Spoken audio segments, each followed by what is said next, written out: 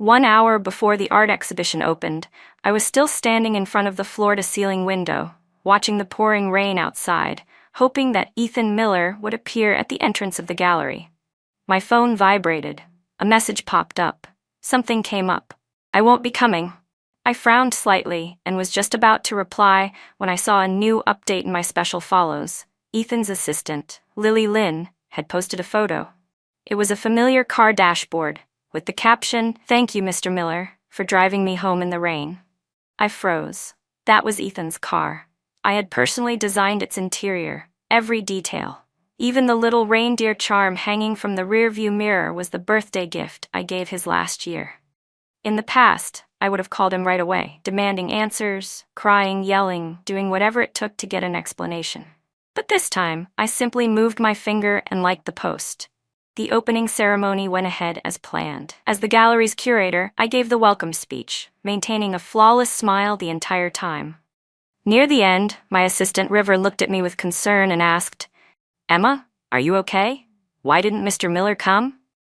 "He had something to take care of," I answered briefly and continued tidying up the registration desk.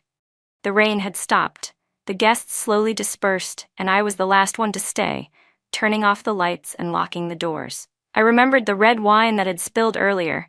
It had happened because I overheard someone behind me whispering that Ethan had gone out to eat with his assistant again. Everyone seemed to know.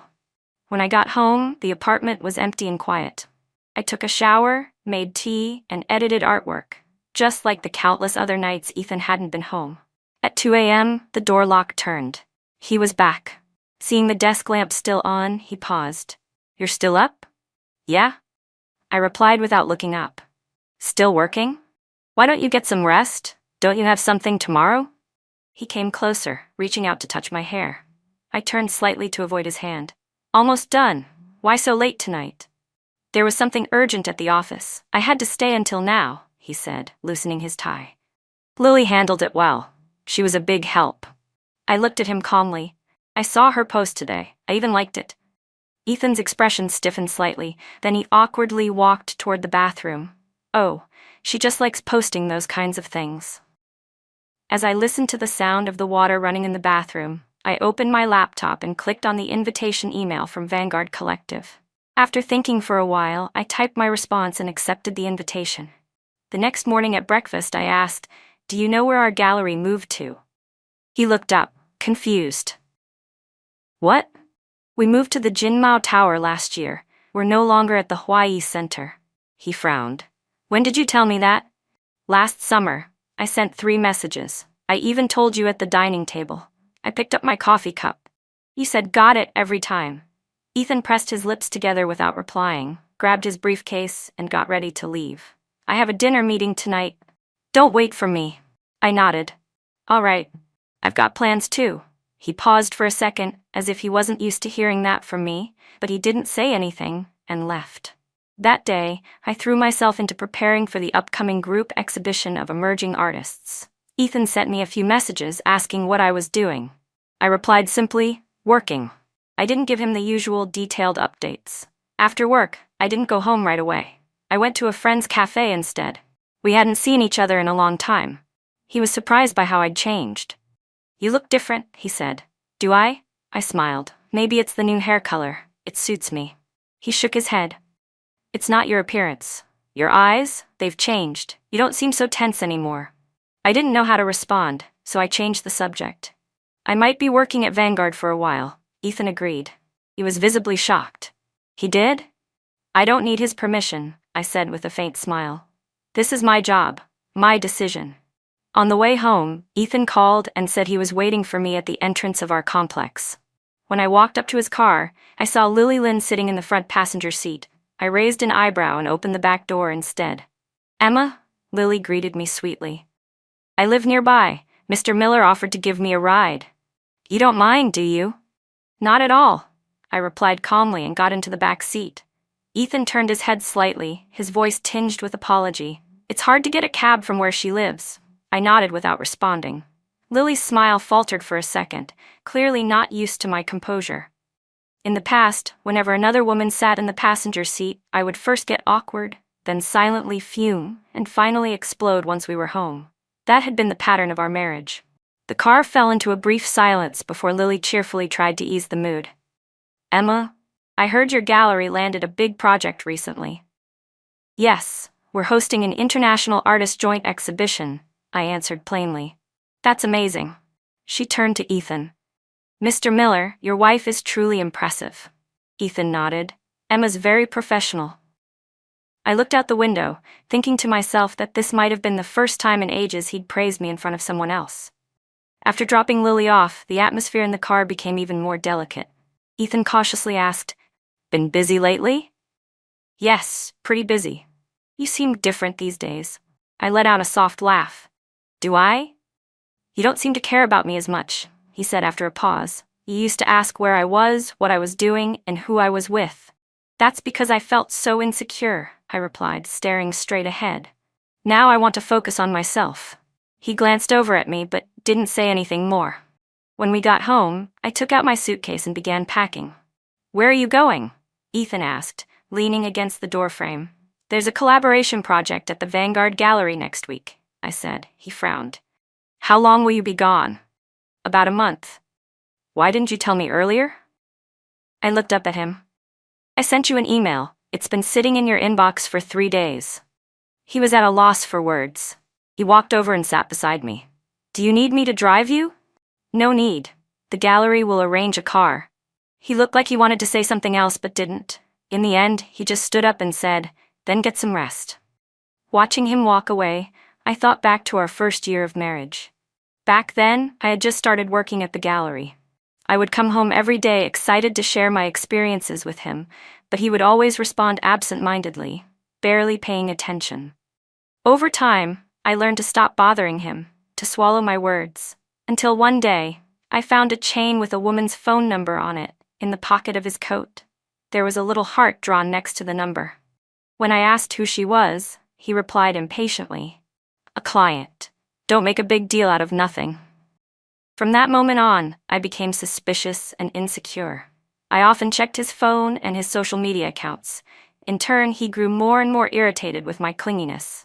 Our communication dwindled. The day before I left for the trip to Vanguard, Ethan came home early for once and even brought my favorite dessert. I'll take you to the airport tomorrow, he said. I shook my head. No need. I'm going with the team. Why are you turning me down? His tone was a bit firm. It's not about rejecting you. Everything's already arranged, I said as I cleared the table. Oh, and about what I mentioned last time, the gallery expansion, I added. Did you give it any thought? I looked at the proposal you sent, he replied. The return on investment is too low.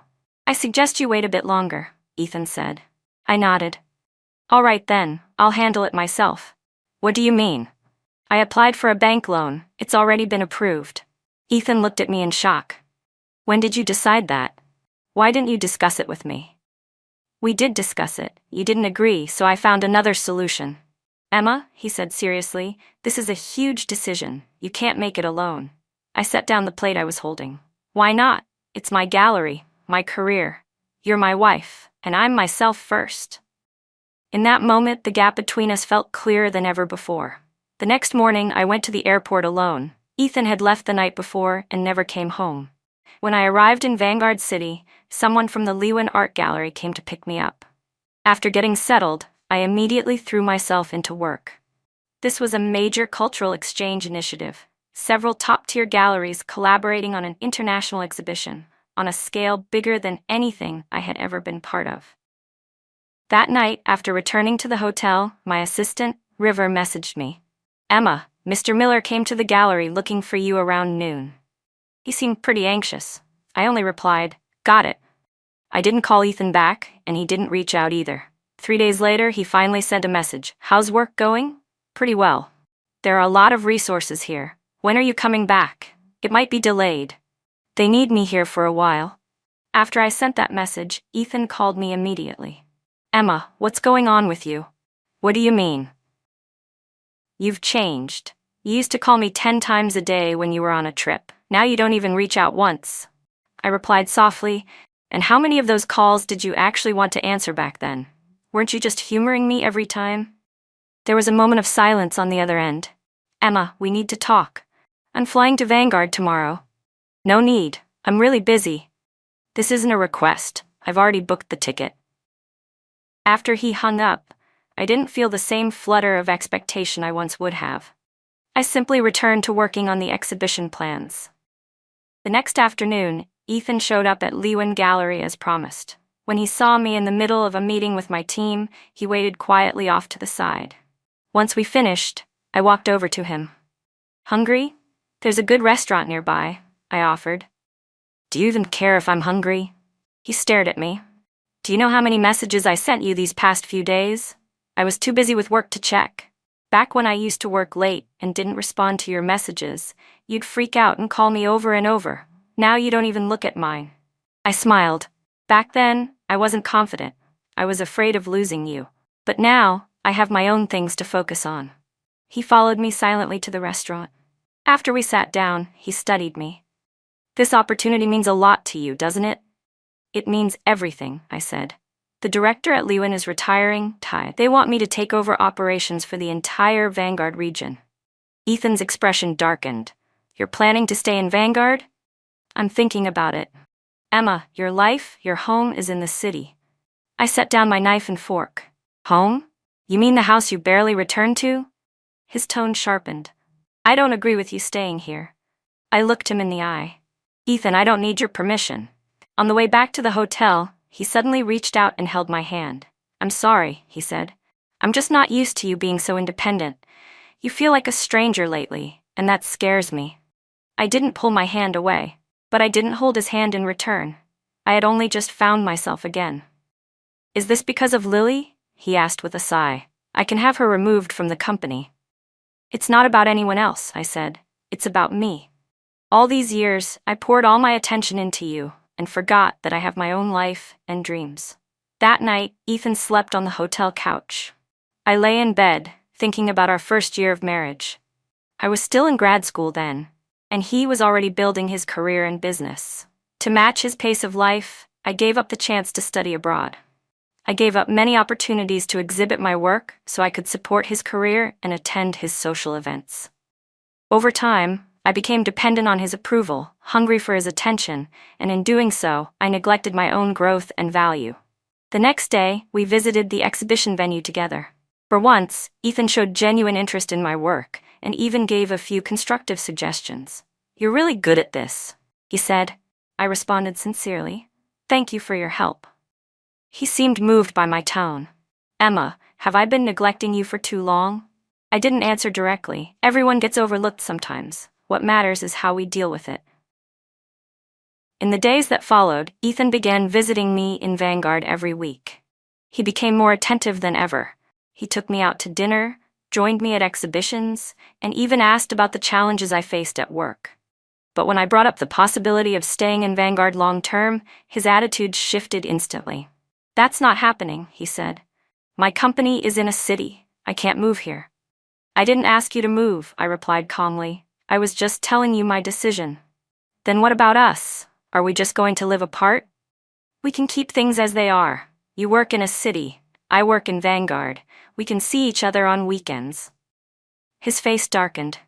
What kind of marriage is that? You were away for 3 months on business overseas, and I never complained.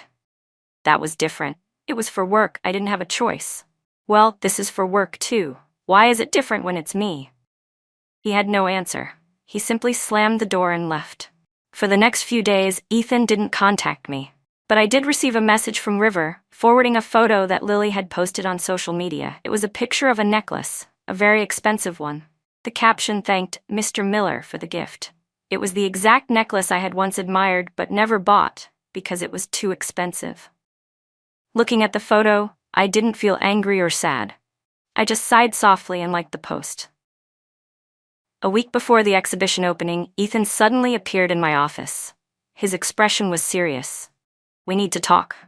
All right, I said, not looking up. Let me finish reviewing this.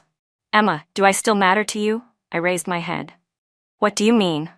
If I had shown up like this before, you would have dropped everything to be with me. Now you won't even look at me. I set down the document. Ethan, you got used to me revolving around you. Now that I don't, it makes you uncomfortable.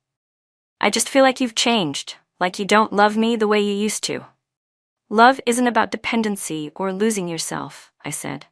It's taken me 6 months to realize I have to love myself first before I can love anyone else. He fell silent for a moment. Then he said, I get it, you want a divorce. I didn't say that. But that's what you're thinking, isn't it? His voice trembled. I looked him in the eyes. Ethan, the problems between us didn't start yesterday. Do you remember our anniversary last month? Do you know how long I waited for you at the restaurant? He froze. What? Our wedding anniversary, I said with a bitter smile. You even forgot that. I made a reservation at your favorite restaurant. I waited until closing, and then I saw a photo of you and Lily on social media. So that's where you were, celebrating her birthday. Ethan's face crumbled in guilt. I didn't mean to. I know. You just forgot, I said, because I haven't been important in your life for a long time. He stepped closer.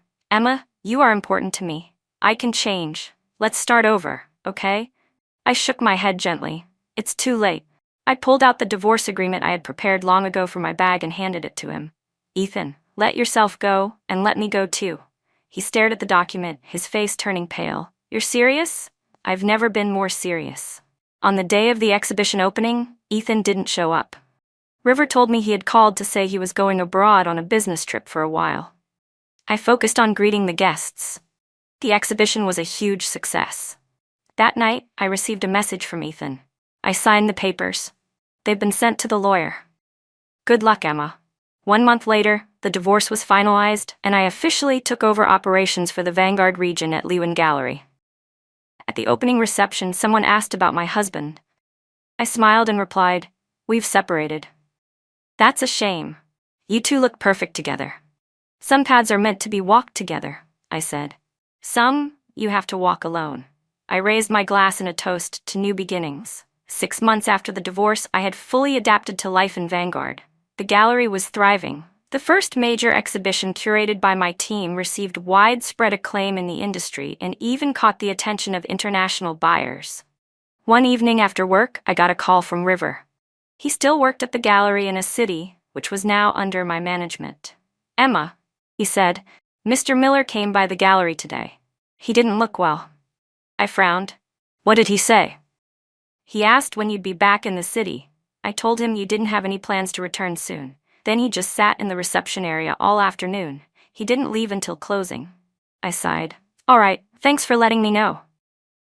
After I hung up, I stood by the window, looking out at the glittering night skyline.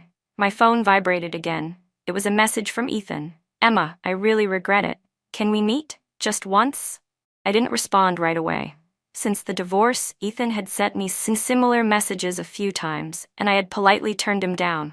Not out of resentment, but because I needed a clean break from the past in order to fully move forward. The next morning, I headed to the airport to attend an international art fair abroad. But just as I reached the security checkpoint, I saw Ethan. He looked worn out. There were dark circles under his eyes. Emma, I know you're flying to London. I wanted to see you off. Thank you, but it's not necessary, I replied calmly. There's nothing going on between me and Lily anymore, he said. She's been out of the company for a long time, I nodded. I hope you're doing better. As I turned to leave, he suddenly grabbed my wrist. Can't we try again? I've really changed, Emma. I gently pulled my hand away. Being apart is what's best for both of us. You don't need to make up for anything out of guilt or habit. It's not guilt, he said desperately. I was just too late in realizing how much you meant to me. I gave a soft smile. Well, now you know. But some things, once missed, are just missed. As I walked away, I glanced back. Ethan stood exactly where I'd left him, his shoulders trembling slightly. I knew he was genuinely hurting. But some wounds, once formed, can never truly fade. At the London Art Fair, I met many like-minded artists and collectors. One evening, after a reception, I received an email from Ethan. Emma, Revive is my latest project. I'm planning to establish a cultural foundation to support young artists. If possible, I'd love to get your input. I opened the file attached. Revive was indeed a fully developed business plan, tightly connected to the art world. It was the first time Ethan had ever seriously engaged with the industry I worked in. After careful consideration, I replied with a detailed email offering several professional suggestions. I didn't expect him to respond so quickly the next day, not only thanking me for the advice, but also asking deeper, more thoughtful questions. And just like that, we began a purely professional exchange. No emotional entanglements, no blame or bitterness, only a shared passion for art and purpose. 2 months later, when I returned to Vanguard, I discovered that Ethan's cultural foundation was already in the works, and its location was, surprisingly, right here in Vanguard. Why Vanguard? I asked during a video conference with him. The art scene here has more depth, he said after a pause. It's better suited for a project like this. And it has the best artistic advisor. I smiled. If you ever need a partner, Lewin Gallery would be happy to support you. On the day his foundation officially launched, I attended the ceremony as a collaborating partner. When the media photographed us standing together, a reporter asked Ethan, "Mr. Miller, is it true this project was inspired by your ex-wife?" Ethan glanced at me. It wasn't for anyone in particular, it was for the sake of art itself. Then he smiled.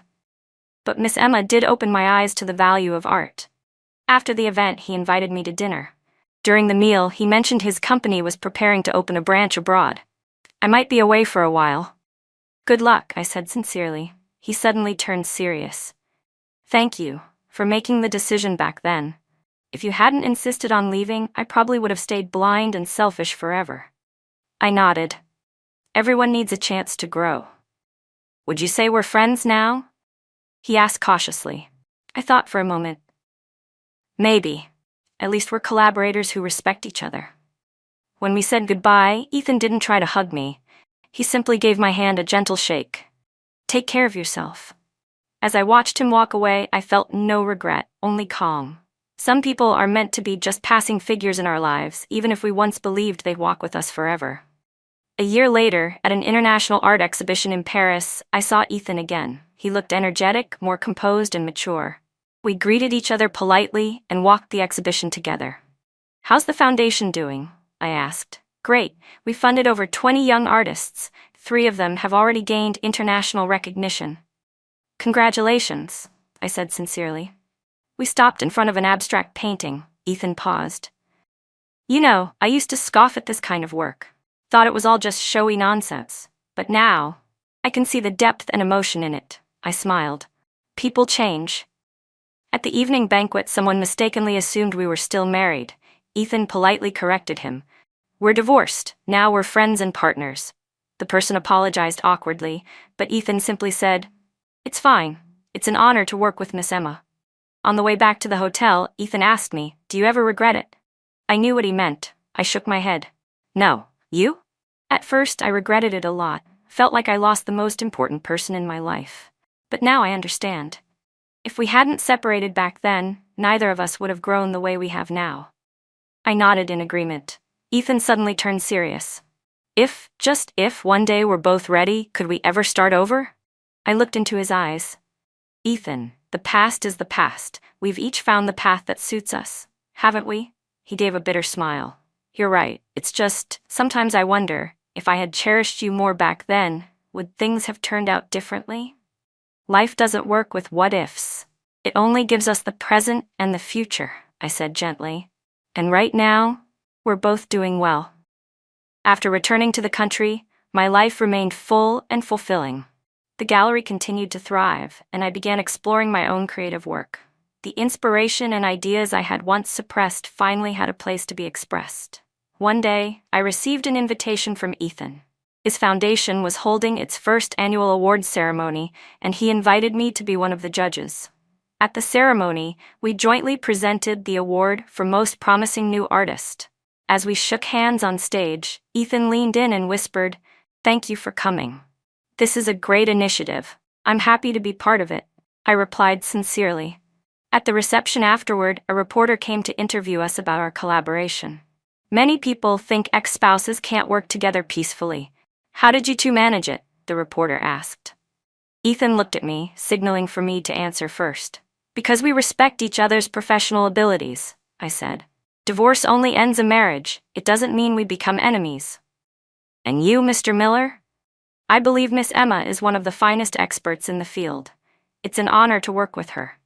He paused, then added, and she was the one who taught me what it means to truly respect a relationship. On the way back to my hotel, Ethan said, "I heard you've started creating art again." "Just as a hobby," I replied. "I'm really glad you've finally started doing what you love again. I still remember how passionate you were about painting in college, but after we got married, you rarely mentioned it." I was a little surprised he remembered. "You didn't support it back then," I said. "You said it was a waste of time." "I was wrong," he admitted frankly. "I was too focused on practical outcomes, on things that brought direct returns. But now I understand. Passion and perseverance are value enough." Before I got out of the car, he said, "If I ever get the chance, I'd love to see your work." A week later, after much hesitation, I finally sent him a few of my sketches. To my surprise, he replied quickly, "The composition is powerful, and the use of color is bold. Thank you for sharing them. It means a lot to me." From then on, we maintained a distant but peaceful connection, neither too close nor too far. Sometimes we met for work, more often we stayed in touch through emails and messages. 2 years later, one day, I received a phone call from Ethan. "Emma, I'm getting married," he said, his voice slightly nervous. I paused for a moment, then said sincerely, "Congratulations." "Do I know her?" "We've been together for 6 months. She's a photographer. Her name is Susan Yu. She sounds like a good match. I'd really like you to come to the wedding." I was quiet for a moment. "Why?" He hesitated. "Because you're important to me. Even if we're no longer married, you're still someone who matters in my life." "I'll think about it." After we hung up, I stood by the window in a daze. I'd be lying if I said I wasn't moved, but more than anything, I felt a sense of peace. We had finally moved forward. On the day of the wedding, I attended in a simple, elegant dress. The bride, Susan Yu, was a cheerful, straightforward woman. She and Ethan truly made a great match. "Thank you for coming," Ethan said to me at the reception. "It means a lot to me." "I'm happy for you," I replied with a smile. "She seems like a wonderful person." "She is," he said, then added thoughtfully, "She helped me understand what a real relationship is." As I was about to leave, Susan came over specifically to see me off. "Thank you for attending our wedding. Ethan told me it was you who taught him how to respect and cherish a relationship." I shook my head. "Every relationship needs effort from both sides. I wish you both happiness." Leaving the wedding, I didn't feel the sorrow I once imagined. Instead, there was a profound sense of relief. The pain and regrets of the past could finally be laid to rest. When I got home, I saw the new painting I had left on the easel. It was the centerpiece for my upcoming solo exhibition, Rebirth, depicting a phoenix rising from the ashes. Standing in front of it, I suddenly understood. Separation is not an ending, but the beginning of something new. The next day, I received a special email from a prestigious international gallery. They were inviting me to participate in a collaborative exhibition. "We were deeply moved by the vitality and rebirth themes in your work. We hope you'll join our global touring exhibition." It was the opportunity I had dreamed of for years. Looking back, if I had remained in that emotionally unhealthy marriage, I might never have picked up a paintbrush again, and I certainly wouldn't have achieved what I have now. While preparing for the tour, I occasionally received messages from Ethan, updates on his life, or warm wishes for my shows. Our relationship had finally returned to something pure. Two independent individuals who respected each other. On the opening day of the touring show, I was surprised to see Ethan and Susan there. "We happened to be in town on business," Susan said warmly, "and we heard about your exhibition, had to come support you." Ethan stood silently in front of my feature piece, Rebirth, gazing at it for a long time. "This painting is stunning," he said. Then he turned to me, his expression sincere. "Emma, seeing how far you've come, how happy and fulfilled you are, I'm truly proud of you," I smiled. "And I'm happy for you too, Ethan. We've both found our own path." After the exhibition, I accepted the gallery's offer and began a year-long global tour. Meanwhile, Ethan's foundation continued to grow steadily, becoming a respected force in the art world. Our lives became like parallel lines, moving forward independently, never intersecting again. But because of that, we were able to be our best selves, living authentically. 5 years later, I received an email from Ethan. He asked if I would be willing to serve as an artistic advisor for a new project at his foundation. The program was designed to discover and nurture artistic talent from remote regions. We'd be honored to have your professional guidance. I gladly accepted the invitation. Over the years, my gallery had become firmly established, and my personal work had gained wide recognition. I finally had the time and resources to contribute to meaningful projects like this. At the kickoff meeting, I saw Ethan again. Time had left traces on his face, but his eyes were more steady and peaceful than ever. "Thank you for agreeing to be part of this," he said. "Your involvement means a lot." "It's a valuable project," I replied. "I'm honored to participate." After the meeting, he invited me to dinner.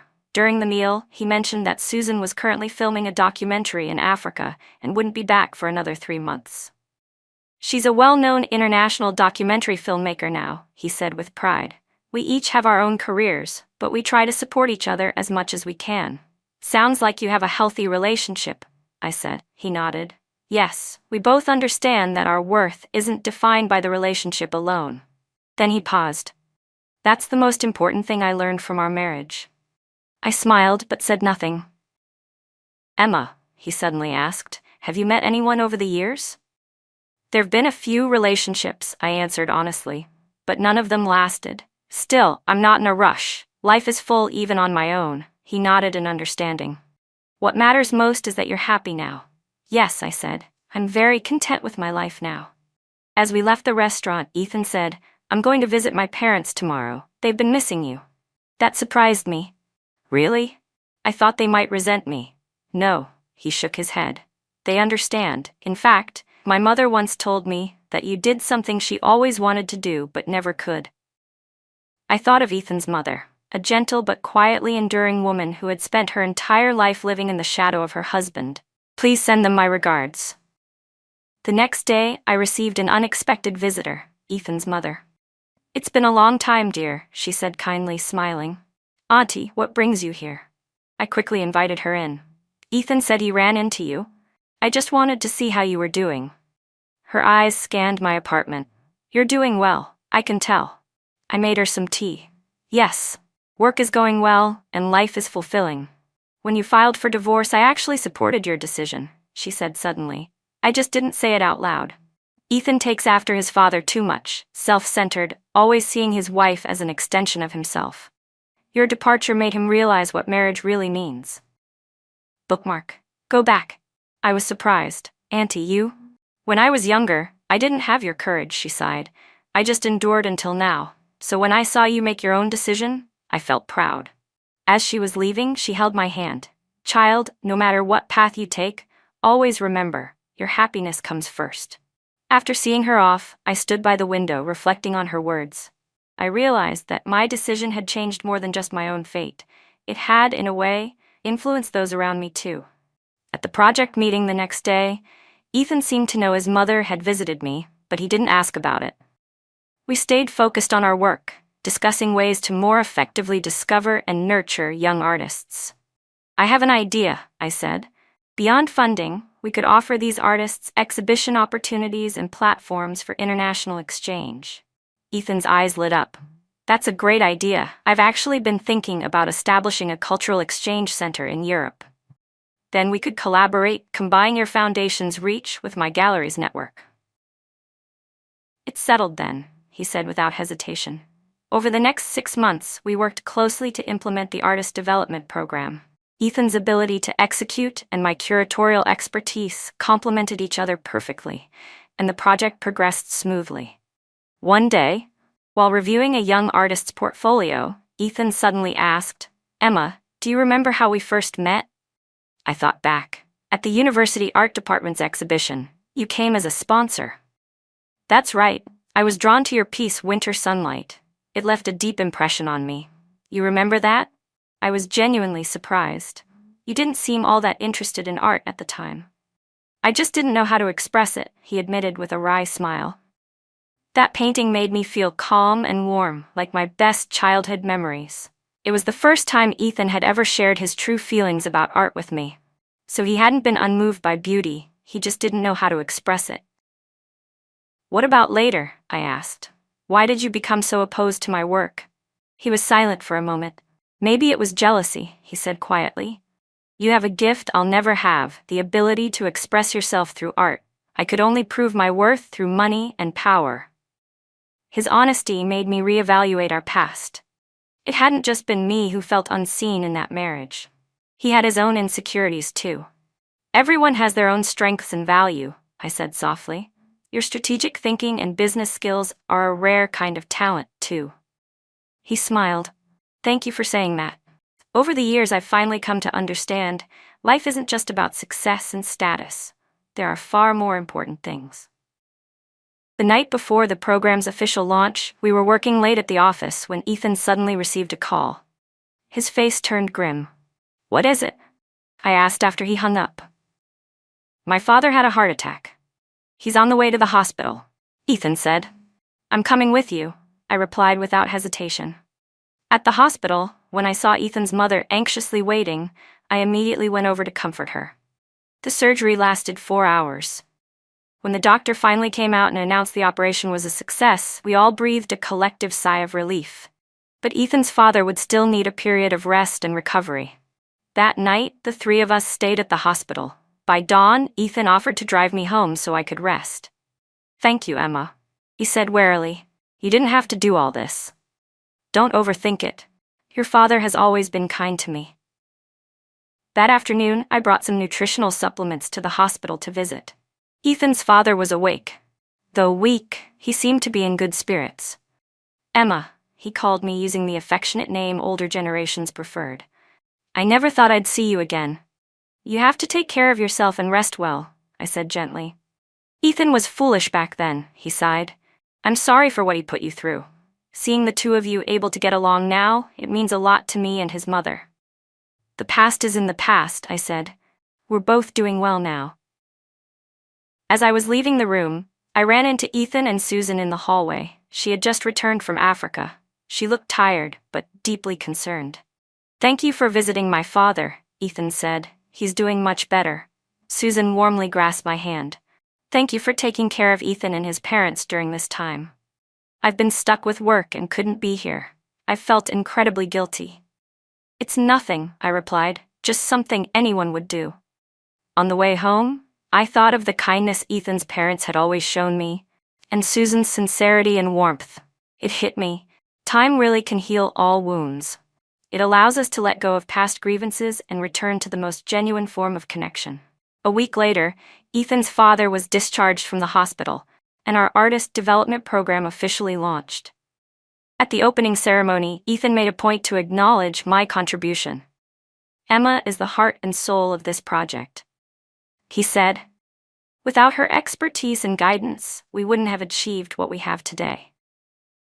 During a media interview, a reporter asked us how we managed to overcome the challenges of collaborating after a divorce.